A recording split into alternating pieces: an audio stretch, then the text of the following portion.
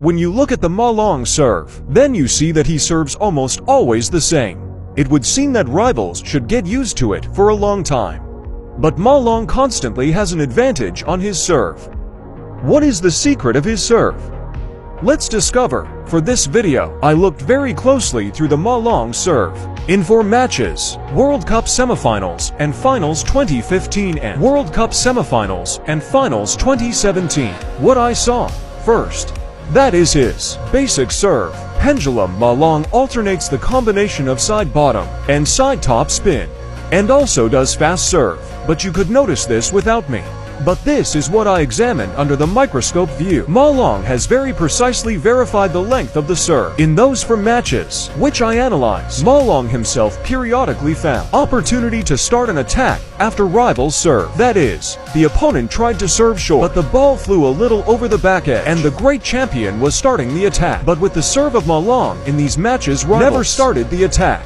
What tells us that yes, he serves more monotonously, but the accuracy of serving is just incredible.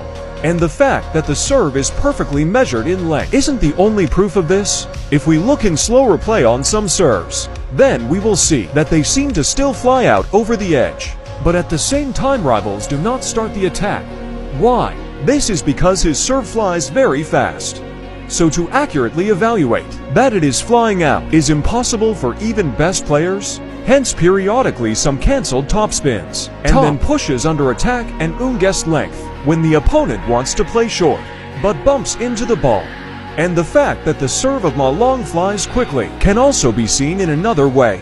If we cut half the table of the serving player in 3 equal zones in length, then we will see that the first bounce on the Ma Long serve happens somewhere at the end of the near zone, although ideally, the rebound at short serve should be closer to the center of his half. If the bounce is done closer to the white line, then you risk that the serve will either turn out semi-long, either to high, and it may have less spin due to, if serving that way, you need to put more force in contact with the ball, so that Ma Long puts more power. At the same time, his serve turns out to be the optimal length, not too short, but also not flying out. Plus the bounce is very speedy, which makes the receive as difficult as possible for the opponent. When I was analyzing his serve, then caught myself thinking that to some extent, he serves on the edge of a foul, and that about these components on power. First bounce, his serve is very similar to the Waldner serve. Little hint. If you try something similar, then pay attention to the Ma Long's position. It should be half of the body behind the sideline, so that at the time of contact with the ball, the opportunity to go towards the table and serve practically over it, accelerating the flight of the ball with this impulse. If you try to convey this impulse, contacting the ball 30-40 centimeters from the table, then nothing will work.